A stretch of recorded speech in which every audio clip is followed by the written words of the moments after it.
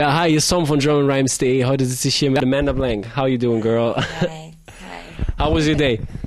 Long. It was very, yeah. But it's cool. It wasn't too bad. So how did the press treat you? Nice. Everybody was really nice for the most part. Yeah. Yeah, like bad guys. What happened? Like for the most part, because you said. Well, I think one person, I couldn't really tell if they liked me very much or not. They were just like, "This is my questions. I don't really care about your answers." And I was like, "Okay."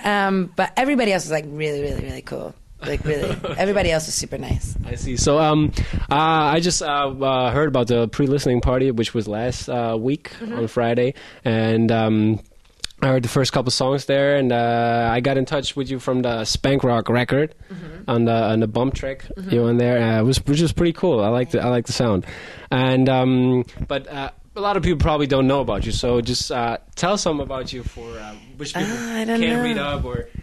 What can't, like, we can read about anything now on the internet. Everybody knows everything about me.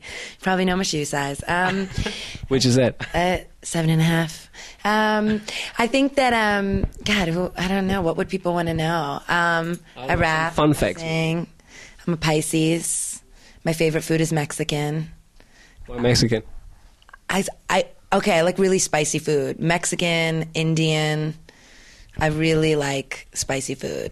I'm trying to quit smoking, which is not going well. Clearly, as you can see, I've been smoking through every interview. What could you know about me? I don't know. I feel like you could know anything if you want. Okay, so let's talk about your style, because you say you're a rapper, singer, / everything else I could mention now. But how did you come to that style? How did you? I think it just kind of happened. I started playing music with my friend Rafi, and we were in this like funny little band where we would do like PJ Harvey covers. And I grew up listening to rap music like my whole life, and I would always rap kind of for fun. I never really took it seriously. And then when I became really close to Spank Rock, he was like, "Yo, girl, like let's make some songs. Let's do it." And so I did, and I still wasn't sure how seriously I was even going to take it. I knew I wanted to make music, but I wasn't sure if this was it. I don't know. I feel like pretty lucky that I've kind of been able to do it all. Like now I don't really want to like commit myself to like one specific style, just because I don't know, that would probably be pretty boring for me. Like I really like rapping. I like that I get to do it, and so I'm happy with the balance on the record. Right. And more what I do, my solo stuff is definitely more rapping, but I have Sweat Heart, and that's a band I'm in, and that's so fun, and I'm really committed to that, and that's like a totally different style of music and performing. So it's what was it kind of stuff? It's more rock music. It's got like an 80s sort of Van Halen, Slade inspired sound. So that's cool because it's just, it really is so different. And it's still, still pretty poppy, but it's a whole band. Like this is just me.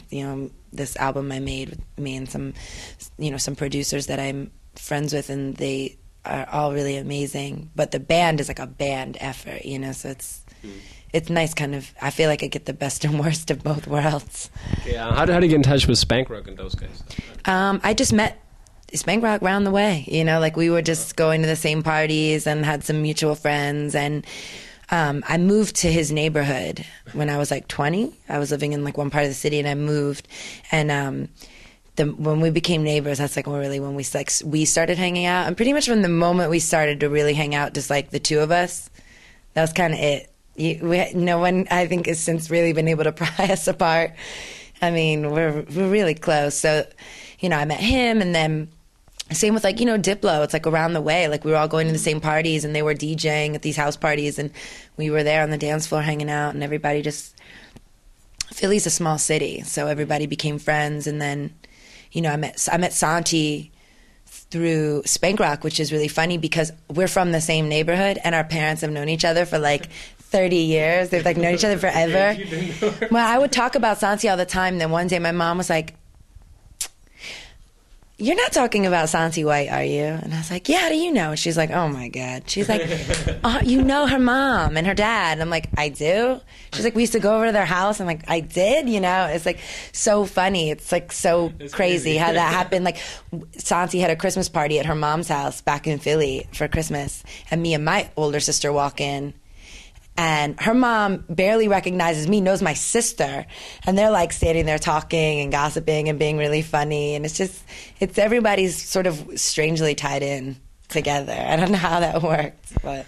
Sounds good to me. So yeah, it's so like how did you get in touch and with the rap? How was the first moment you realized that? It was the first show. Like, we were rapping for a while. I hadn't performed. And I was really nervous to perform. I got like crazy stage fright. I was really sick and it was my birthday. And I was like, I don't want to do this. I did not want to do this. Like, I can't believe you're making me do this, Naeem. I hate you. I was so just not into it. And I remember it was like some weird party we were doing with Diplo, and I was like, this is going to be really bad. And I'm pretty sure everyone else thought it was going to be really bad, too. I remember my girl, Roxy Cottontail. We always laugh about this. That's my girl. And she was like, not going to lie, I saw you at Soundcheck. That was not popping off for you. Because I was so nervous. I was like, this is going to be, I'm going to embarrass. So how was the show at the end then? The show ended up being so live. It was so fun. It was so dope. And that was it. I got bit by the bug. I was like, I want to do it all the time. When we doing another one? You know? And he was like, oh, God, girl, you're driving me nuts all day. Repping at the corner, Let me do it again, you know? And so it was really funny. Like, he was like, girl, you are tripping. But so then I think from then on, I was like, all right, I really want to do this. So what's the inspiration from other rappers or MCs? Oh, yeah, definitely. I mean, the first rap song I ever learned was Moni Love, It's a Shame. He's like, I had the single. That song is so good. And I remember me and my sister used to we would rewind that tape over and over and over again. And on the other side, there were snippets of her other songs. So I would learn all the words, but only the first 30 seconds of each song. You know, it was so funny. And, yeah, I loved me some Moni Love. But I definitely think I was inspired by all the girl rappers. You get Salt and Pepper, who when you're a little girl rapping to push it, you know. And I would probably say I definitely think I'm more inspired by women. Mm-hmm. Just I don't know because I'm a woman, but there's there are a lot of rappers I really love that I think in some way or another have really inspired me. I think. Grew up listening to a lot of East Coast rap, you know, Jay-Z and Biggie and Wu-Tang and all that. Those classical MCs like Big Daddy Kane or Rakim. Well, I had some older sisters that's what they listened to. So I remember being young, and it was so funny. I remember we went to a Roots show. This was I was probably in high school, and I was with one of my older stepsisters, and she's this. She was the only one in the audience. Big Daddy Kane came out, and she knew all the words, and she was dancing, and everybody was staring at her. She's like, y'all are so young, you know. But so I remember listening to a lot of that stuff, and you go back to it sometimes, you know, the albums that you missed because you were too young, going back to.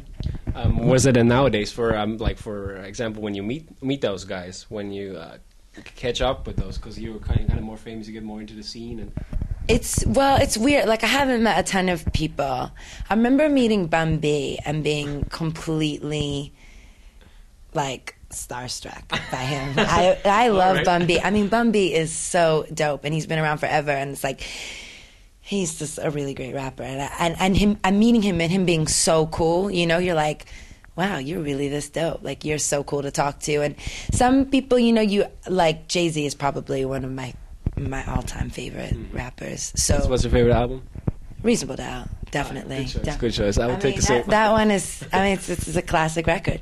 So it's and every song is so good. And he had Foxy on it. And you know, for me, I was a girl. That was the joint. You know, everybody was rapping that song. And so I meeting him. I was like, oh my God. And he was really cool. Everybody has been pretty cool so far. The people that we've met have been really, really dope. I'm still waiting to meet Andre 3000 because I've never met him, and I love Outkast, and it's just or Big Boy. I mean, Outkast in general. I think I just have a little crush on Andre, but Big Boy is the shit. Yeah, and I'm just man, these people are so good, and they're just doing their thing. I don't know. One day I'll meet them. You think you're gonna work in the future together with them somehow, or you want to? Oh, I don't know. I hope. I mean, one can only hope. That would be incredible. you know, some rappers are really open to it, some are not. I generally haven't asked. Like, I get really like nervous that people are gonna think I'm like totally crazy, and also, I don't know. It's just never really happened. But yeah, I would. You just holla out there. Yeah, like I love Lil Wayne is amazing. He's like the biggest rapper ever right now, and yeah, I read about some love letter stuff. Oh yeah, well that's the thing. Like I was like, oh man, like you know, it costs a lot of money to do a song with Lil Wayne. I was like, I ain't got no money. Like, come on, Wayne, do a song with me. So I never actually asked. I never really reached out, but I thought like, you know,